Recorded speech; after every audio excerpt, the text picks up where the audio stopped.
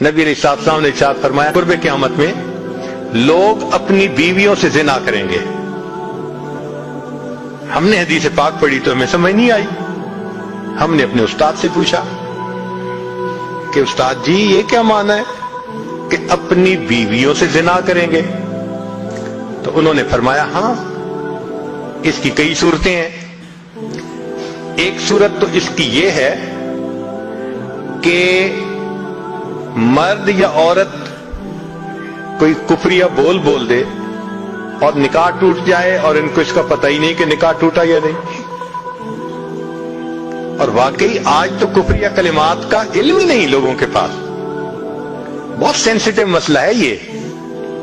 مالا بدہ من میں فارسی کی کتاب ہے, ہم مفتی صاحب سے پڑھ رہے تھے تو جب انہوں نے کلمات کفر پڑھائے تو ہماری آنکھیں کھل گئیں. اس میں حضرت مفتی کفایت اللہ رحمۃ اللہ علیہ نے لکھا ہے, مفتی قاضی ثناء اللہ پانی پتی رحمۃ اللہ علیہ نے لکھا ہے کہ اگر دو بندے گفتگو کر رہے تھے, ایک نے کہا کہ یہ تو شریعت کی بات ہے اور اگلے نے جواب دیا رکھ پرے شریعت کو فقد کفر, وہ آدمی کافر ہو گیا. شریعت کے بارے میں ایسی بات کہہ دینا کہ رکھ پرے شریعت کو, ایمان کہاں بچتا ہے؟ سوچئے. تو ہمیں چاہیے کہ ہم علماء سے پوچھیں کہ بھئی کلمات کفر کون کون سے ہیں. یہ نہ ہو کہ کہیں ایسے جملے ہم بولیں. کئی جملے تو بہت کامن ہیں. مثلا علماء نے لکھا ہے کہ کسی نے کہا کہ کہاں رہتے ہو؟ دوسرے نے کہا فلاں جگہ رہتا ہوں. او خدا دے پچھاوڑے, خدا کے پچھاوڑے یعنی خدا کے پیچھے رہتے ہو, فقط کفر. ایسا بندہ کہنے والا کافر ہو جاتا ہے.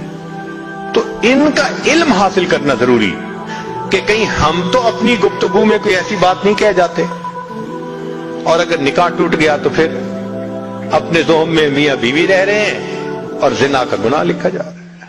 تو فرمایا کہ مرد قرب قیامت میں اپنی بیویوں سے زنا کریں گے. ایک صورت تو یہ ہے, یہ کفریہ کلمہ بیوی بولے تو بھی نکاح ٹوٹا, خامد بولے تو بھی نکاح ٹوٹا. اور دوسری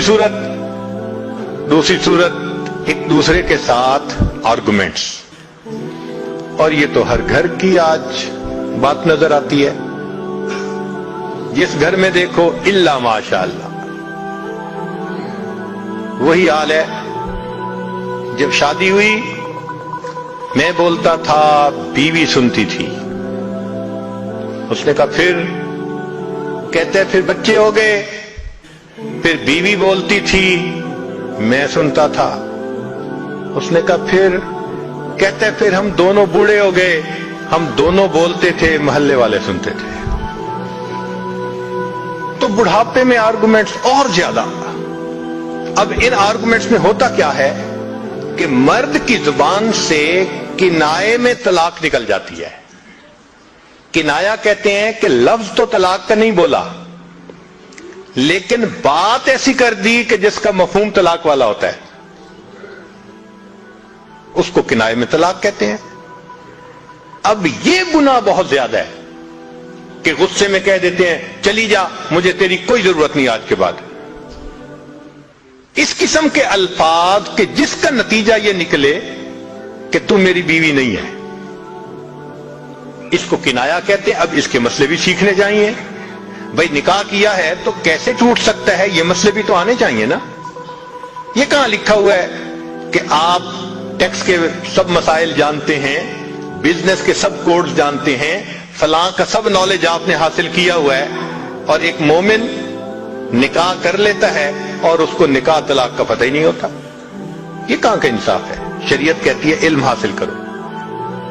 ایسا نہ ہو کہ کنائے میں طلاق ہو جائے, ہمیں پتہ بھی نہ ہو اور میاں بیوی مل کے رہ رہے. اور آج تو یہ معاملہ ہے کہ زبان سے طلاق کہہ دیتے ہیں, ہو بھی جاتی ہے, پتہ بھی ہے دونوں کو, مگر بدنامی ہو جائے گی, پھر ایک دوسرے کے ساتھ رہ رہے ہوتے ہیں. چنانچہ ہمیں ایسے لوگ ملے 5 وقت کا نمازی, تہجد پڑھنے والا, سب نیکی کرنے والا, خود اس نے مجھے کہا کہ آج سے 8 سال پہلے میں نے اپنی بیوی کو طلاق دے دی تھی غصے میں. ویسے میں نے غصے میں دی تھی. میں نے کہا کبھی کسی نے بیوی کو خوش ہو کے طلاق دی؟ دیتا تو غصے میں ہی ہے نا. یہ کیا بات ہوئی کہ غصے میں دی تھی؟ بھئی طلاق تو ہو گئی. اور جی پھر بعد میں ہم نے سوچا وہ بھی نیک ہے میں بھی نیک ہوں, بدنامی ہو جائے گی, بچے خراب ہو جائیں گے, تو بس پھر ہم نے پھر اکٹھا رہنا شروع کر دیا. نہ رشتہ داروں کو پتا, نہ علماء سے پوچھا.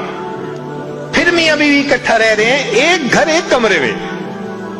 اب بتائیں زنا ہو رہا ہے کہ نہیں ہو رہا؟ قربان جائیں اس سچے نبی صلی اللہ علیہ وسلم کی مبارک زبان پر 1400 سال پہلے وارن کر دیا تھا کہ قرب قیامت میں لوگ اپنی بیویوں سے زنا کریں گے. آج اس بات کی ضرورت ہے ہم دین کو پڑھیں, دین کو سمجھیں, دین کو سیکھیں تاکہ اپنی زندگی شریعت کے مطابق گزار سکیں. اور یہ ایسا گناہ ہے زنا, اللہ اکبر, کہ قرآن مجید میں اس کے لیے فرمایا خالدین وَيَخْلُدُ فِيهِ مُحَانَا. خالدین فیہا کا لفظ آیا تو مفسرین نے اس پر نقطہ لکھا کہ کافر ہمیشہ ہمیشہ جہنم میں رہیں گے, مومن مسلمان خطا کار کے لیے خالدین کا لفظ. تو مفسرین نے اس کا جواب دیا جی ہاں, یہ آپس میں انوالو تھے نا, تو کہتے تھے ہم کبھی ایک دوسرے کو نہیں چھوڑیں گے, ہم کبھی نہیں چھوڑیں گے ایک دوسرے کو.